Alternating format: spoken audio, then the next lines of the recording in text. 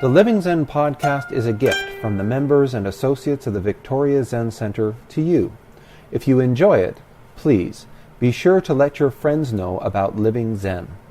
If you'd like to support our community, download the Living Zen-podcast app for iPod, iPhone, and Android. One of the most meaningful ways to show your support is by becoming a part of our Sangha as an associate. Your commitment of $10 a month will ensure that offerings like the Living Zen podcast and our online e-Zendo will continue to be available around the world to everyone with an interest in truly living Zen. To become an associate, please visit our website at zenwest.ca and click on Become an Associate.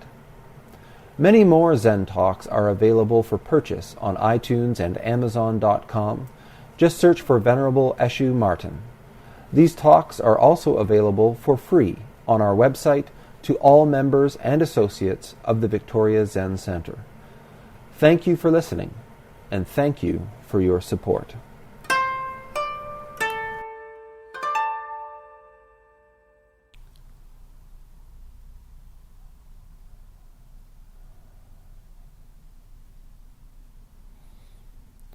This Saturday, a number of us will be heading to Saturna Island for our summer 5-day intensive.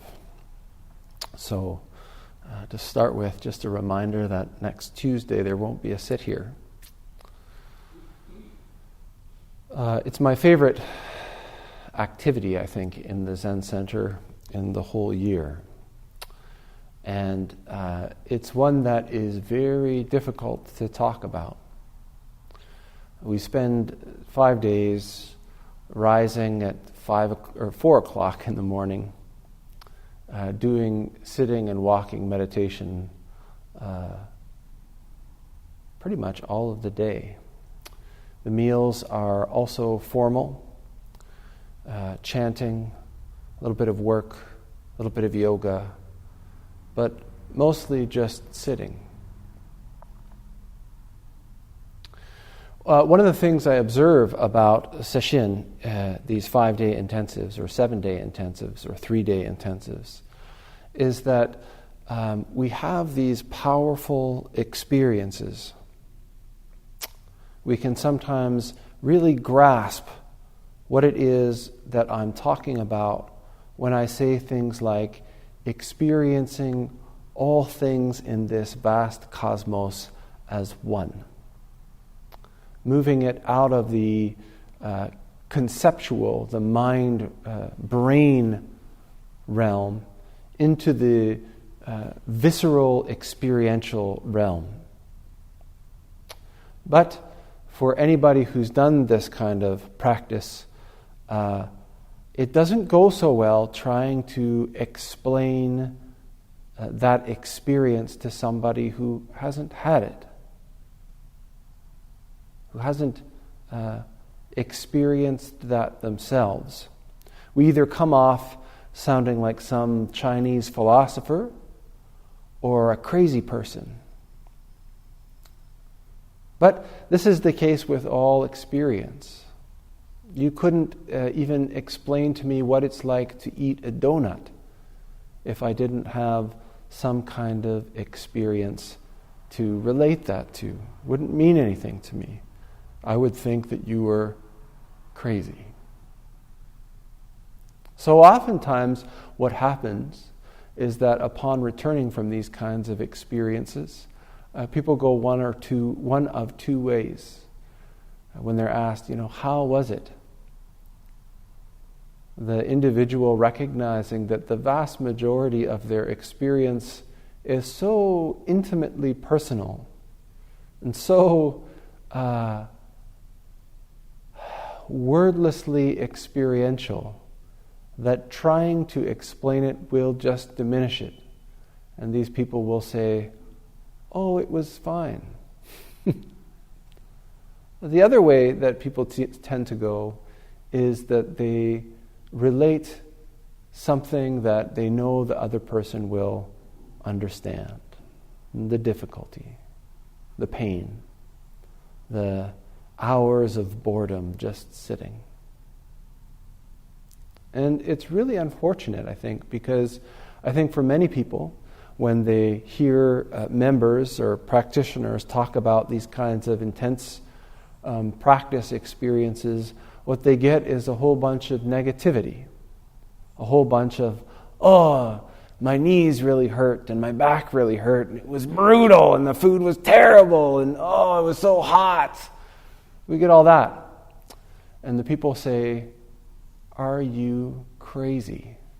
Why on earth would you want to give up a week of your summer to go and sweat in some house in some godforsaken island looking at the floor all week? There is a tremendous power in this kind of practice. I think everybody who is here that's come even once or twice can attest to this, the power of this practice and the power of even this community, any community, when it's a genuine community in practice. People talk about things like after even a Tuesday sit, they feel much more grounded, more focused. It's a boost that lasts them throughout the week.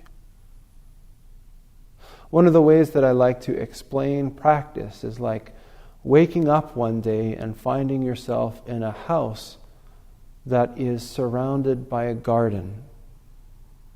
And this is the garden of our mind.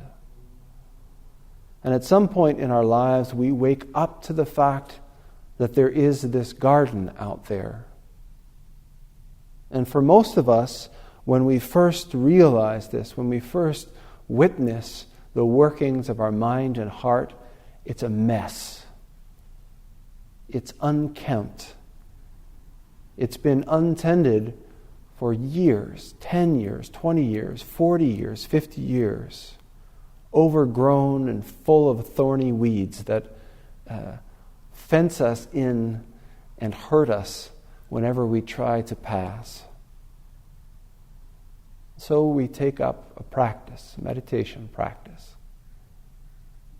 And just like any real garden, we can begin to make significant changes in just 10 minutes a day, 20 minutes a day, 30 minutes a day. But just like the troubles of our mind, the busyness of our mind and heart, the plants, the weeds, the brambles just keep growing day after day. We have to keep on top of it with our practice, sitting a little bit each and every day, practicing a little bit each and every day. And if we're consistent in our practice, we can really make a big difference in the garden of our mind. We can clear paths. We can uproot weeds and brambles. But sooner or later, as we continue with this kind of consistent daily practice, we'll find that over and over again, when we approach from a number of angles, we'll come up against these large obstacles, I guess we could call them. Or maybe we could call them large garden features. And it seems like no amount of weeding or pruning is going to do much about that. This feature isn't a weed, it's a 100-year-old oak or a 3,000-pound boulder. We can do all the 30-minute work periods we want in this garden, but that chunk isn't going anywhere. And for some of us, maybe that's okay. Maybe it's okay to leave it for a while, just continue this gradual, consistent practice. But as time passes, we find more and more this obstacle, this challenge, this issue, is something that we come up against over and over and over. In fact, in some cases, the more well-maintained our mind is, the more well-maintained our garden is, the more we notice this big thing. So just like if it were a garden, just like if it were a physical garden, there comes a point where we want to do something about this. We want to address this thing. So, just like a garden, if we want to deal with this, maybe we need to take a week off of our regular schedule, a week off of work. And we rent some specialized equipment, maybe get some professional advice on how to go about dealing with this issue. We roll up our sleeves, get our work clothes on, and get down to business. And this business, for us in Zen practice, is called sesshin. We call together a group of our friends, and we rent a space that we commit completely to engaging in this practice of zazen, dissolution, for the entire week. There are no breaks, per se. There's no coming out of it to have a chat or go for a coffee. From the moment that we wake up at 4 o'clock in the morning to the time we collapse in our bed at 10 o'clock or sometimes later, we're completely focused on this practice of paying attention, dissolving into this activity of our lives which is unfolding before us in each and every moment. There's nowhere else to go. There's nothing else to do. As we begin the process of letting go of our responsibilities, our lists, our tasks, it's a difficult one. We struggle. We wonder why we came. But as it falls away, more and more we're able to feel ourselves immersed in the unfolding activity of our lives, reducing the functions of our life down to their absolute basis: sitting, breathing, walking, chanting, eating, eliminating. Nothing more than this for 5 days. All of the things that we tend to distract ourselves from, all of the things in our lives that we work so hard to avoid, as we let go of our distractions, as we let go of our avoidance, as we let go of our excuses, without trying, without digging at it, what lies underneath comes into clarity. We're able to see it, to feel it, to experience it in uninterrupted clarity.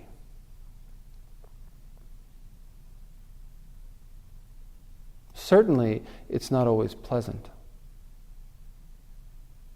Certainly, it's not fun in the usual sense of the word. But there is a profound satisfaction in the utter honesty of engaging, of confronting, of embracing who we are, nowhere else to go, nothing else to do. We sit together as a group. Sometimes what's arising is very difficult, and there are people weeping in the zendo.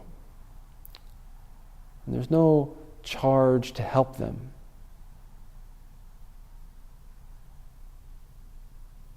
Simply sitting with them. Sometimes there is profound anxiety, fear, arising out of the depths of somebody, and they sit with it. And you can feel it as they sit beside you. But there's no running to their rescue. There is no rescuing them. These difficulties must be released, let go of by the person themselves. But we support by simply sitting with them. We burn in anger. We beam with joy. But it's a joy, it's an anger, it's a grief, it's a fear that only we know ourselves. And we find that we are surrounded by good companions throughout this week, all committed to this same endeavor, this same practice.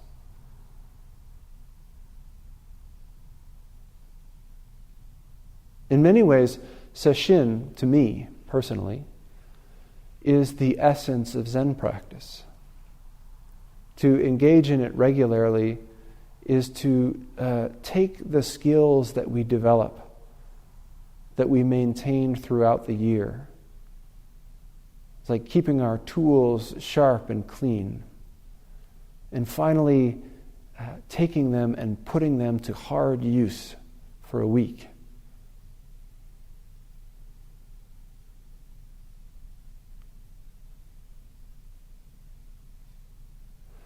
When we return from sesshin, we're often transformed. Many people have difficulty when they return from sesshin because the way I always put it is like you've lived a couple of years in the space of a week. And when you come back, you are different. The world is different. You have seen things and felt things and heard things and experienced things that it takes time to integrate into our day-to-day lives. We've spent a week with a group of people committed to the same thing, softening, opening, embracing this activity of our lives. When we come back, practice is changed. Practice itself, life itself, is transformed. And our task is to integrate what we have experienced through this intensive practice into our everyday lives. Sometimes we don't pull out the rock. Sometimes we don't entirely move the tree.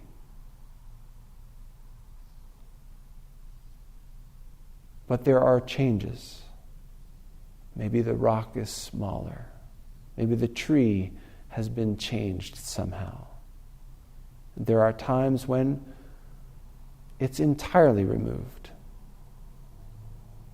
And now we face the difficulty of the entire landscape, the entire view being utterly transformed.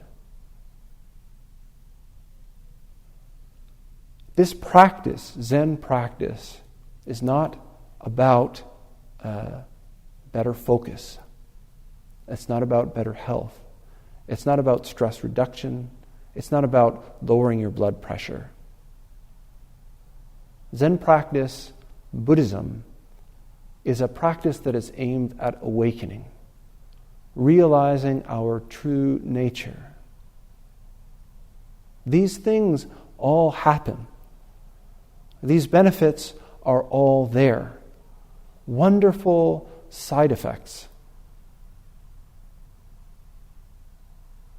But to practice Zen just for those side effects is like, the image that always comes to mind is like cutting a loaf of bread with a 700-year-old samurai sword or something.